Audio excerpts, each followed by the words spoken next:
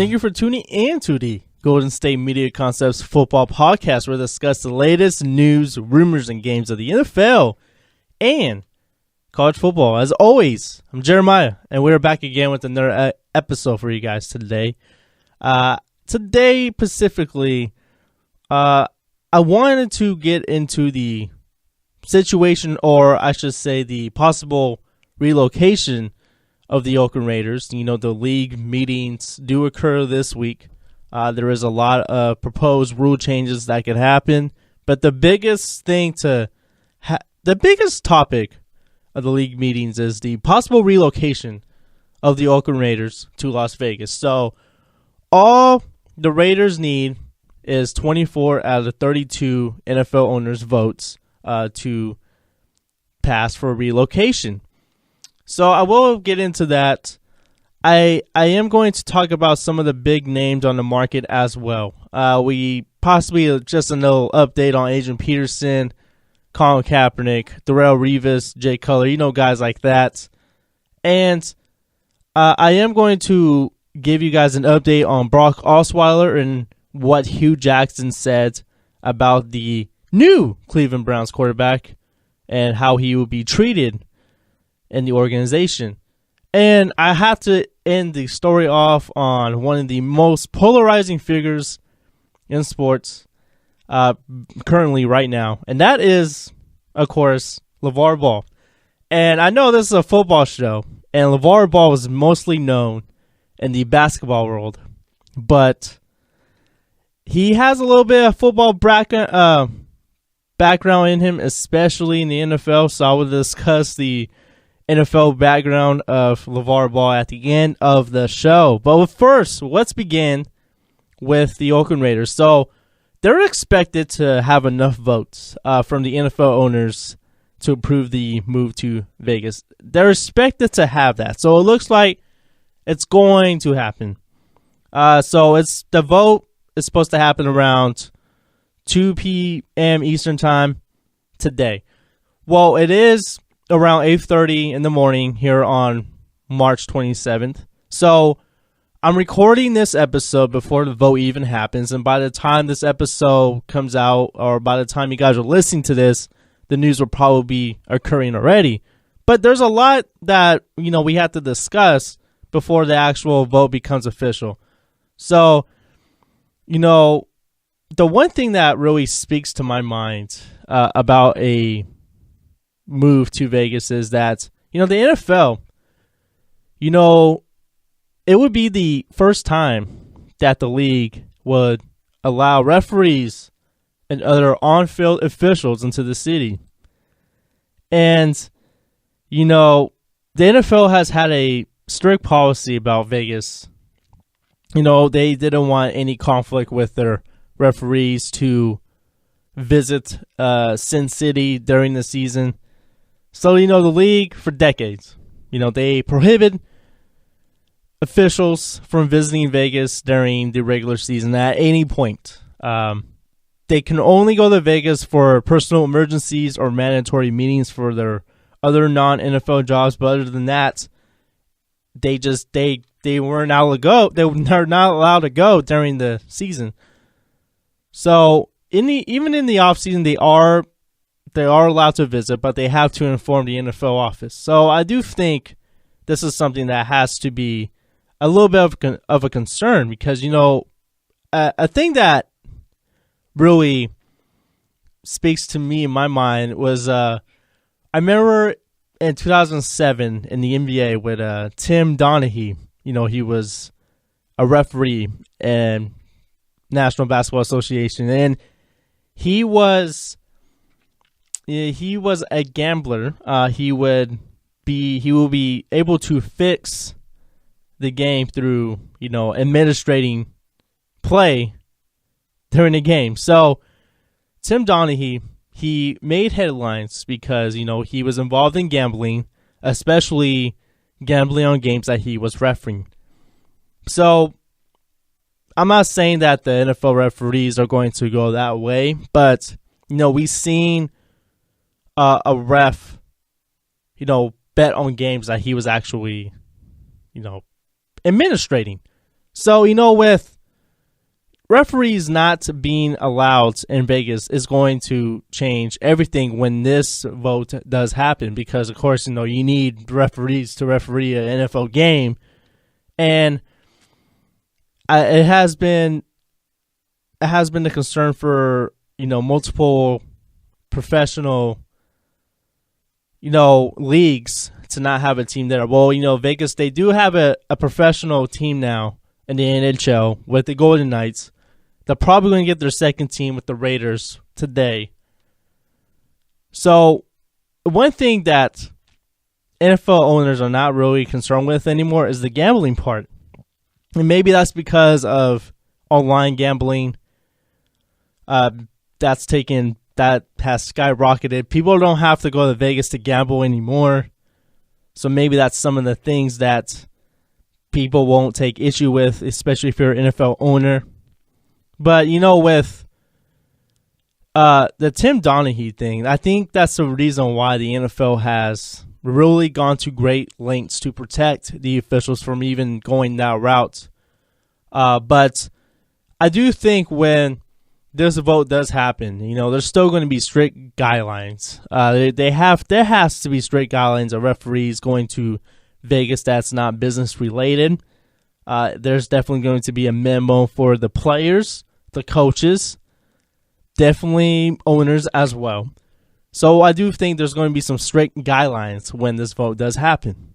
But, looking forward here, it looks like that, a public stadium contribution of $750 million plus $200 million for maintenance, I think is the reason why this is going to happen. If you've seen this stadium, the way that it looks like it's supposed to be built, it is literally not far away from the Strip, the Las Vegas Strip.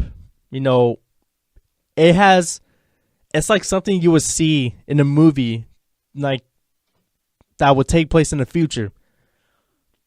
So I do think the vote for relocation is going to happen. There is a couple of things I don't really like for it because we have possibly going to have 3 teams that are going to relocate. The Rams relocated to LA again.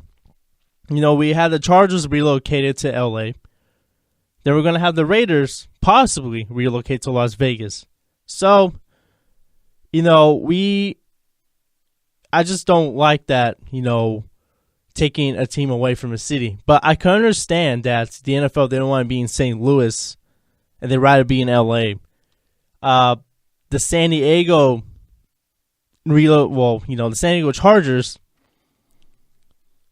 I kind of think that was a bad thing for the NFL. I still think the Chargers still belong in San Diego, but they're probably never going to be back there unless everything is just disastrous in LA, which I think could happen. There is no fan base there for the Chargers. But I do think that the Raiders could survive in Las Vegas. It's a tourist attraction city. It's a lot of tourism. And, it looks like this team's going to be good for a while. But even when this team isn't going to be good, I still think people are going to find ways to go to games. They're going to I think they're going to be interested to see the opposing team sometimes. Let's just say that Tom Brady, if he's still playing by the time the new stadium opens, but I don't know if he'll last that long. But we'll just say if Tom Brady's still playing NFL somehow, and he is playing the Vegas, I think a lot of tourists are going to want to go there just to see Tom Brady because he's such a big national name. So players that have that kind of national stature, I should say, will be an attraction in itself. So, a lot of the money made by NFL teams is mainly on the suites as well.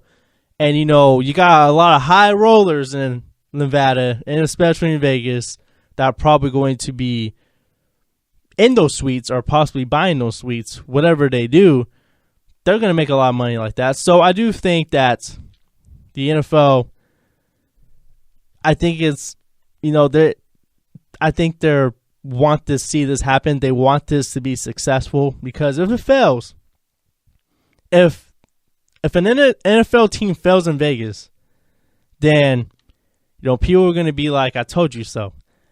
But I do think if there's going to be any NFL team that is going to be in Vegas, it has to be the Raiders. I just feel like they just make too much sense.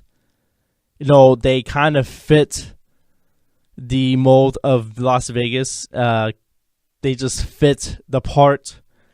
And, it remains to be seen what happens. But the vote will happen later today. And by the time you guys listen to this episode, it probably will happen already. So I'll discuss, the relocation move, if it happens, which I think it will, on tomorrow's show. So stay tuned for that. All right, well, I'm going to take my first break, and when I get back, I'm going to discuss some of the big name free agents that give you guys a little update. Like Adrian Peterson, Darrelle Revis, Colin Kaepernick. I will talk about those guys when I get back to the Golden State Media Concepts Football Podcast. Tired of searching the vast jungle of podcasts? Now listen close and hear this out.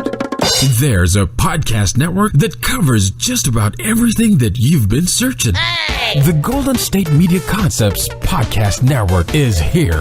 Nothing less than a podcast bliss with endless hours of podcast coverage.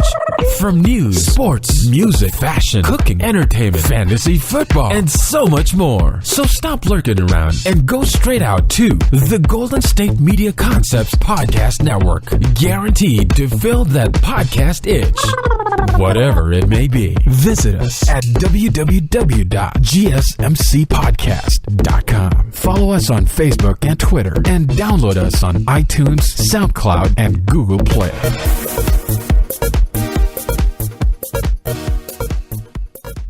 And welcome back to Golden State Media Concepts Football Podcast. So we still got some really big names on the market. Most notably that comes to my mind is Adrian Peterson, Jamal Charles, Darrelle Revis, Colin Kaepernick, Jake Cutler. None of these guys have really generated a lot of interest in free agency. Probably the player who had the coldest market is Colin Kaepernick. Like, he's not getting any interest at all from any team. And yesterday on Twitter, Joe Thomas, the Browns Pro Bowl left tackle, he took to Twitter to pretty much analyze why Kaepernick is not getting a look. His thoughts, he said, teams don't currently view him as a starting quarterback, and NFL teams accept zero distractions from their backup quarterbacks. So, what Joe Thomas is saying is that Colin Kaepernick is way too much of a distraction to have on your team if he's not a starter. And I think Kaepernick can start for a lot of teams. I can name like 10 on top of my head. But, I'm not surprised that he won't ever be on a team. But I just at least think he should get at least a phone call, at least a visit or a workout or something to at least compete for a starting job. Because I still think he has a lot of talent left. And you know what? I'm not ready to say that he's being blackballed by the NFL that a lot of media people are saying. I'm not ready for that because it is still late in March. We're kind of still in the free agency period, kind of early. The draft is not even here yet. So I do think if Kaepernick is still not generating any interest in like June, maybe late May, definitely July. If he's not having any interest from May through training camp, then yeah, you know what? I'm going to have to say he is being blackballed because of his political stance. So that's something that's probably a player that I'm most intrigued to watch where he goes and how the market opens up or if it just closes. So Kaepernick is definitely someone that's on a lot of people's watch list when it comes to free agency because he was one of the most polarizing figures in the NFL and a lot of sports. So even if he does happen to have a lot of talent left in him. Teams are I think they're just afraid of the PR and the attention that they will receive from bringing Kaepernick into their team. So Kaepernick is one of those guys that has a very good interest throughout this offseason. And, other players that have a lot of interest, watch to say, that are being interested to keep an eye on, is probably Adrian Peterson. Adrian Peterson is one of probably the best running backs in his generation, probably in the past 20 years. That's a lot to say. But, he's a guy that literally was 2 years away from leading the league in rushing yards. Remember, he did it in 2015. In 2016, he was not the same guy. Remember, he was such a slow starter. He only had 31 carries the entire year. But remember, he did get a meniscus injury, and he did rush back. And there's been rumors that, he is asking for nothing less than $8 million per year.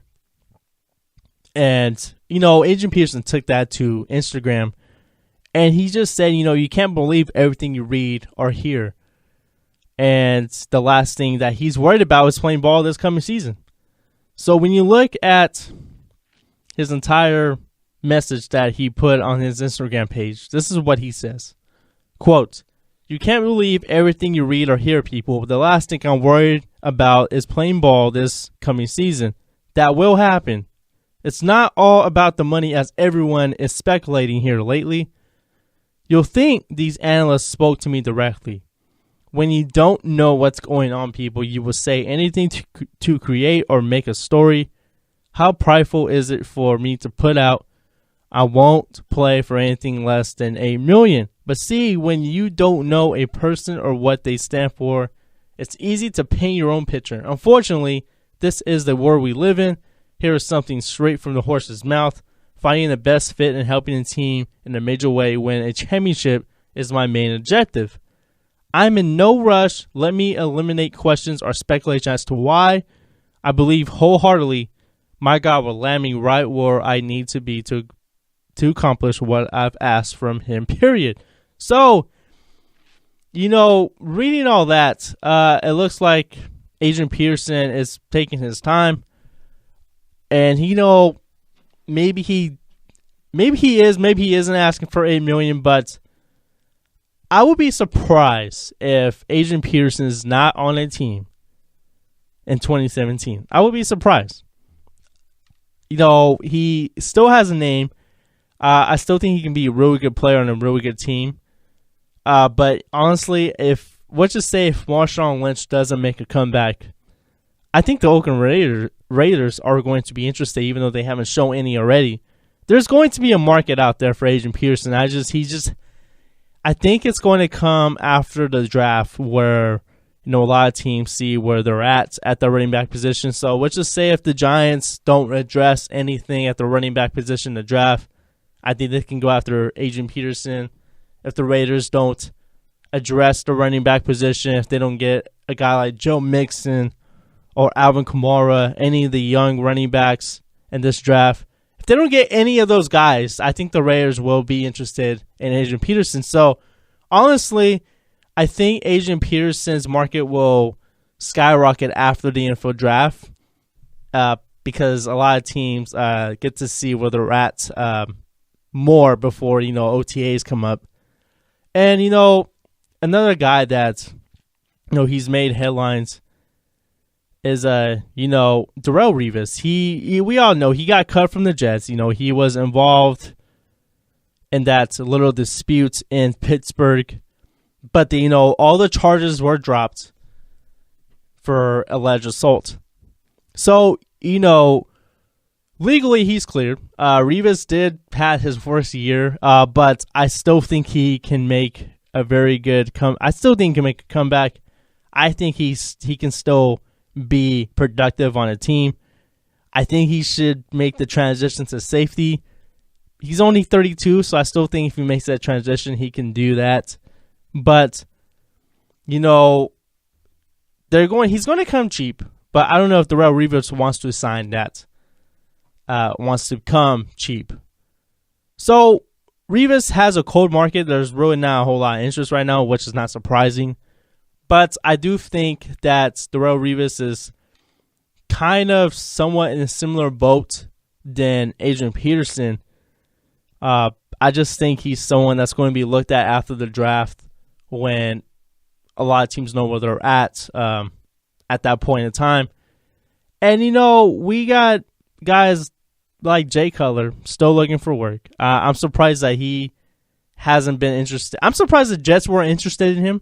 I think he's talented more. He's more talented than Josh McCown. But I just think, with the way that the media scrutinizes him, that really does hurt Cutler in a way. And he is 34, so maybe a lot of teams don't see him as a bridge quarterback. And I don't think Jay Cutler sees himself as a bridge quarterback, but I think Cutler will be on the team. It just remains to be seen what happens in the draft. I think he's another player that's going to have to wait till the draft. And, we got a couple running backs like Jamal Charles and Garrett Blount. I can see Garrett Blount generating more interest than Jamal Charles. Garrett Blount is still in his 20s. He did lead the lead in touchdowns with 18 rushing touchdowns, that is. So he's someone that we have to look at as well. Jamal Charles, he has been plagued by injuries, and that's something that really has hurt his production. But, I think Jamal Charles is going to get a chance to compete on the team. But I don't know if he has anything left in the tank to be a part of a team during the regular season. But I think we will see him in the preseason. And I just think he has too many knee surgeries to stay healthy and to be productive again. But, we have a lot of big names left on the markets. I discuss a lot of these guys. And I just honestly think we have to wait till the NFL draft to see where these guys land. I think the only player that probably won't get any interest at all, that will probably be on the couch, is probably Colin Kaepernick for many reasons. But honestly, these are the guys that I'm really interested to see where they go. I really am. And I think a lot of people are interested to see where these players go as well because, they have a name. It's always interesting to see where a lot of big names go, especially guys that are kind of like a little bit past their prime. But I'm just very interested to see what happens to these guys, and I think it's all going to come down till after the NFL draft. All right, well, I'm going to take my last break, and when I get back, I'm going to discuss Brock Osweiler and this pretty much to talk about if he's going to be the starter week 1 for the Cleveland Browns. So I'll tell you guys my thoughts on Brock Osweiler when I get back to Guns to Me Concepts Football Podcast.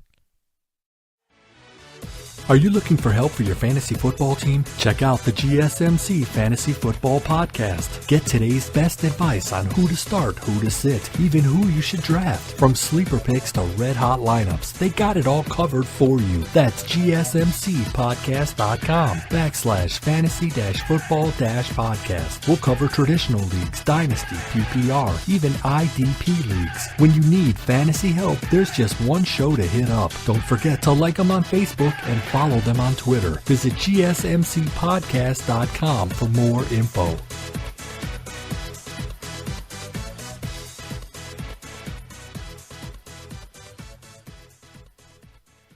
Well, we're about a week away from it being April, and for some reason, Brock Osweiler is still with the Cleveland Browns. I'm a little surprised because, the Browns did say that they were either going to trade him or cut him, and they haven't done neither of those things. But, Hugh Jackson, head coach for the Browns, he is preparing his upcoming drafting season if, Osweiler is part of the team. He said that Osweiler is going to be treated as a Browns quarterback until he's no longer with the squad. So that doesn't mean he's going to be the starter. It just means he's going to be treated like he's part of the team.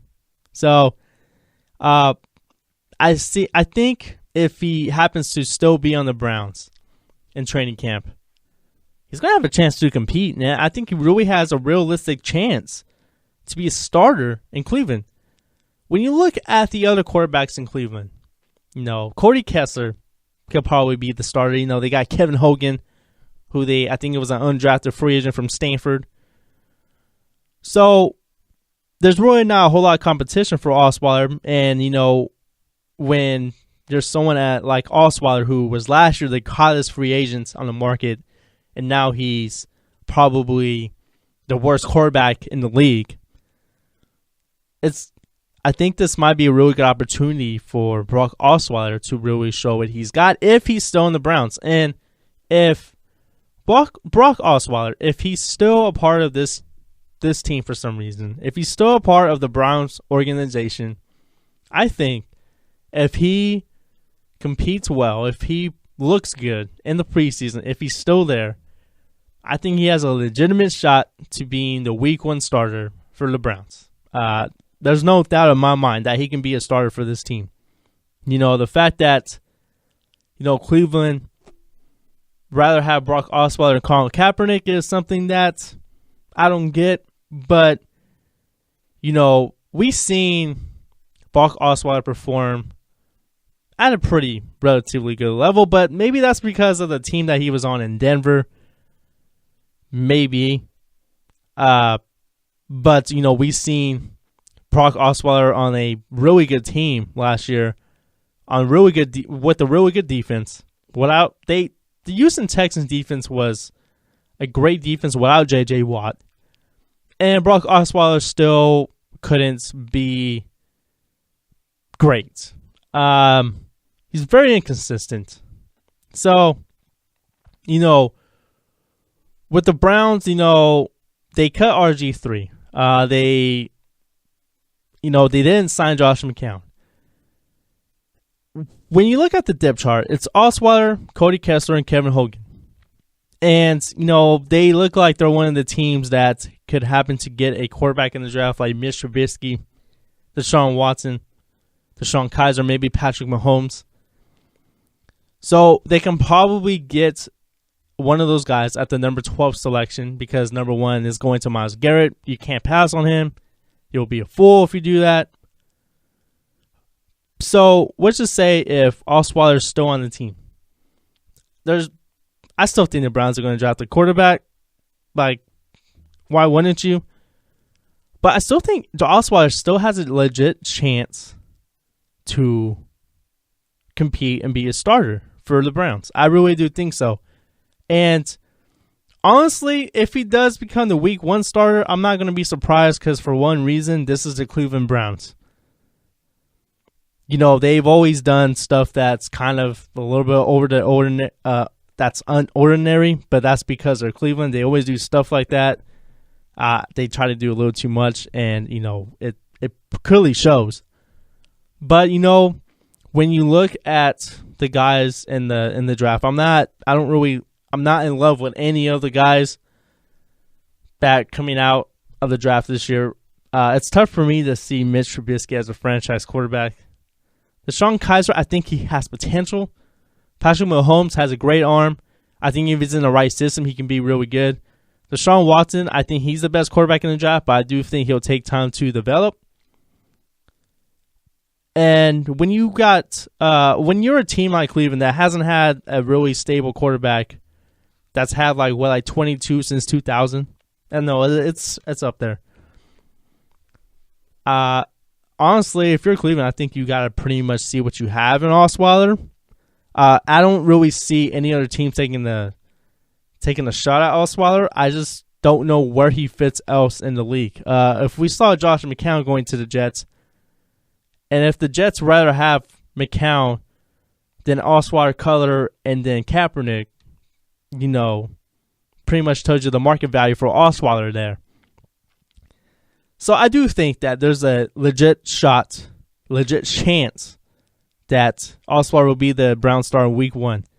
I really do think so. So he's either going to be the star in week 1 or he's going to be on the couch because there's no interest for Osweiler. He's still on the team for some reason because no team wants to trade for that contract. I have nothing else to say about Brock Osweiler, honestly.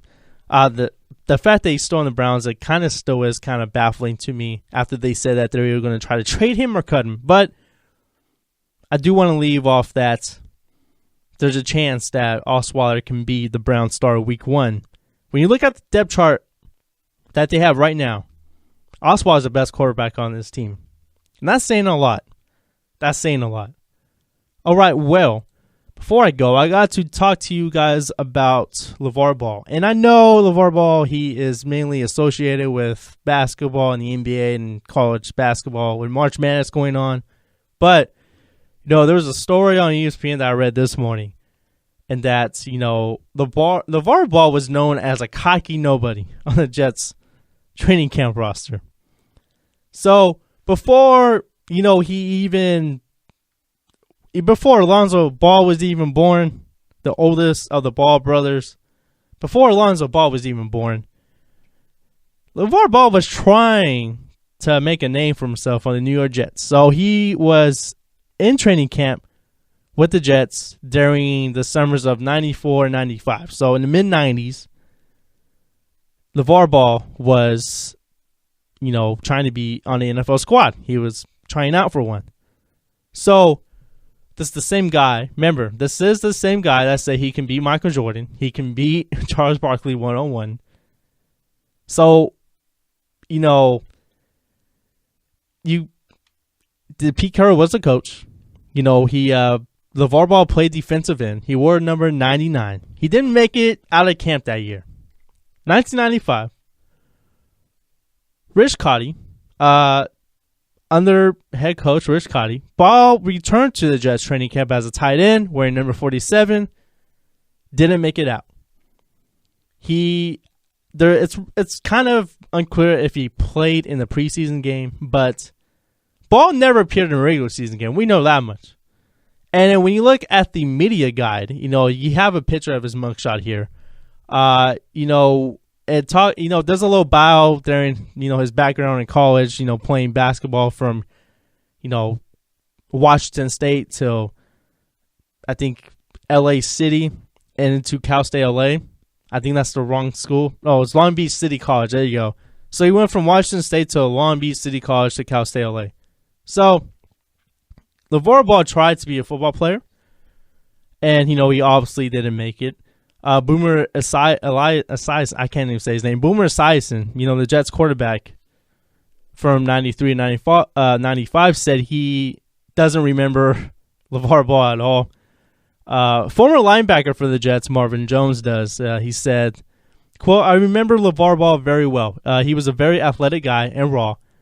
I remember him very well because he played only 1 year of college football. I remember a very confident guy, and yes, he voiced his opinion and was cocky, but overall seemed like a great guy." So, LaVar Ball was the same as how he is today. He's very loud, very confident, and he was just known as a cocky nobody.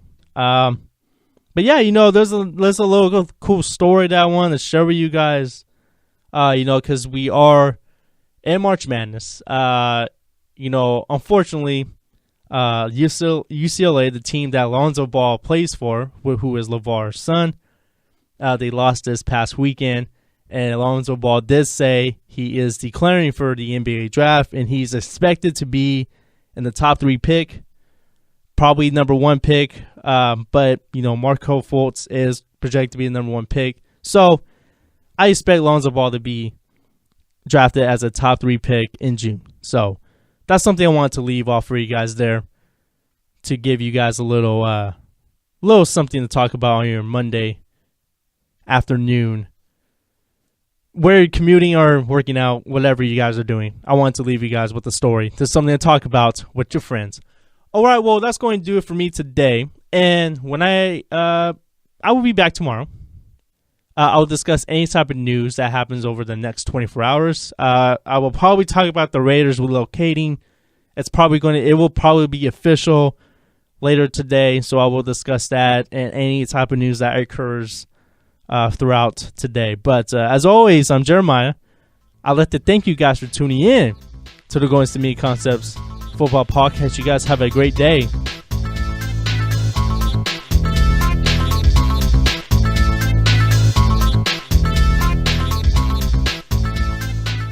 You've been listening to the Golden State Media Concepts Football Podcast, part of the Golden State Media Concepts Podcast Network. You can find this show and others like it at www.gsmcpodcast.com. Download our podcast on iTunes, Stitcher, SoundCloud, and Google Play. Just type in GSMC to find all the shows from the Golden State Media Concepts Podcast Network, from movies to music, from sports to entertainment, and even weird news. You can also follow us on Twitter and on Facebook. Thank you, and we hope you have enjoyed today's program.